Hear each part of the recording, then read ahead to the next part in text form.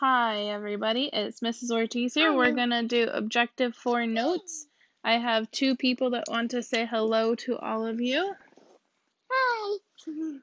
Evan, do you want to say hi? Say hi. Hi. Alright. Okay, so we are working on Objective 4. Remember, this is the Algebra 1 review for solving advanced equations in Algebra 2.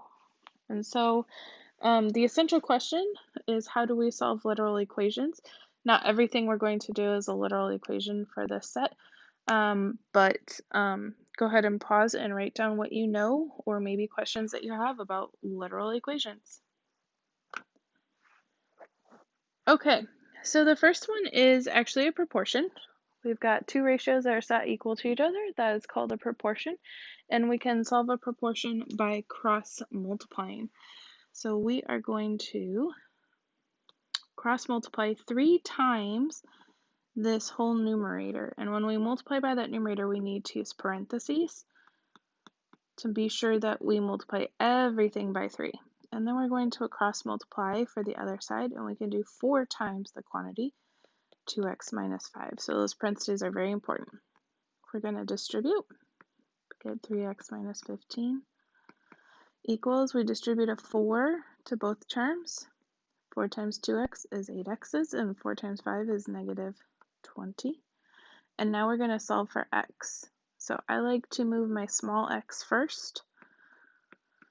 So 3 is smaller than 8x's, so I'm going to subtract 3x's from both sides and get negative 15 equals 5x minus 20. To isolate x, I'm going to add 20 to both sides. Negative 15 plus 20 is 5, and 5 is equal to 5x. So when I divide by 5, I get x is equal to 1. Okay, and number 2,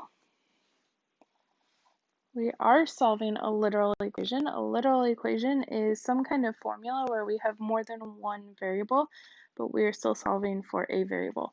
So in number 2, we are solving for h. And to get h by itself, the first thing I want to get rid of is this fraction. So to get rid of a half, we can multiply everything by 2 to eliminate that 1/2. 2 times a half is 1. 2 times a is 2a, and that's equal to b times h. To get h by itself, we can divide away that b, and we're left with h is equal to 2a divided by b.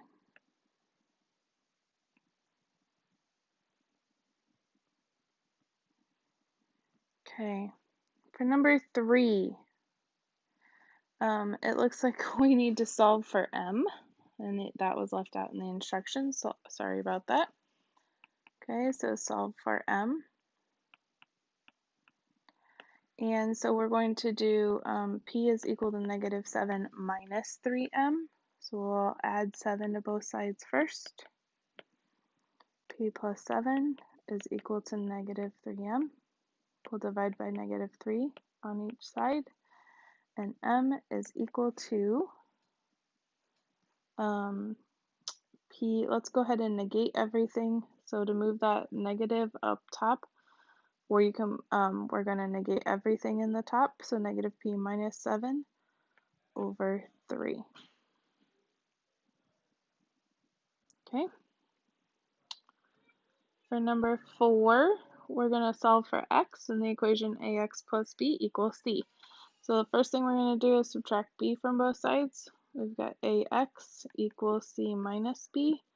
Then we're going to divide by a, and x equals c minus b over a.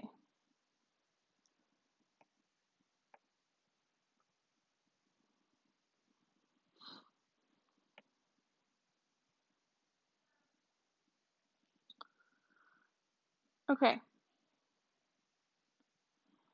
In number 5, it says explain the similarities and differences between the process in solving the two equations below.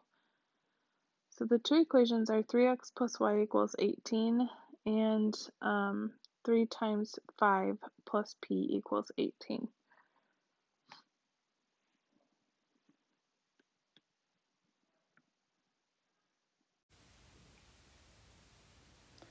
Okay, so our similarities and differences.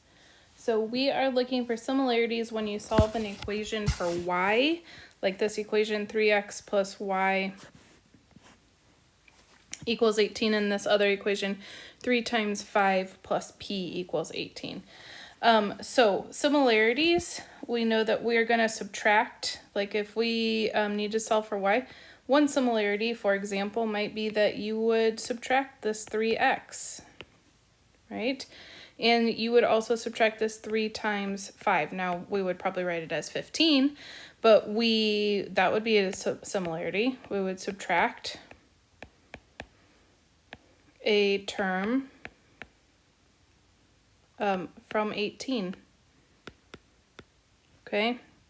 In one difference, we might, we're going to simplify 3 times 5 in this case, and we can't simplify 3x. So in the first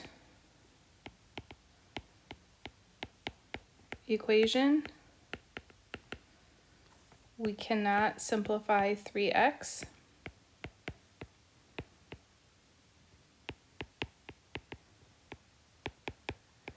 In the second equation,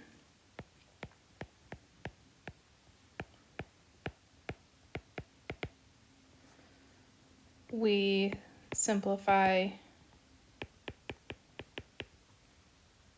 3 times 5 to 15. Another difference might be that in the first one, you end up with an equation that still has more than one variable, and in the second one, so it would actually be a line. It would be a line. And in the second equation, you would end up with a number, like p is equal to 3. Okay, so that might be another difference. So I'm sure you guys can come up with lots of other similarities and differences as well.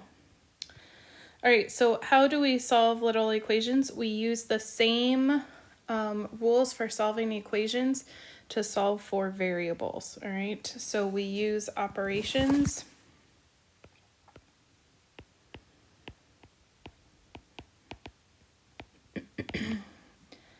to move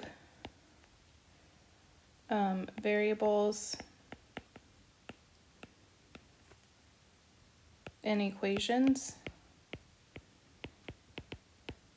in order to isolate a variable.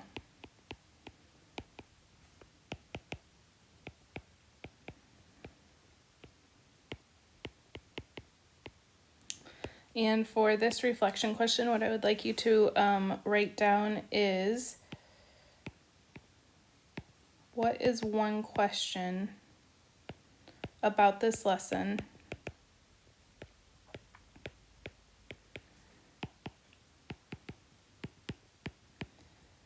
that you would like to ask? So we'll say you'd like to ask your teacher.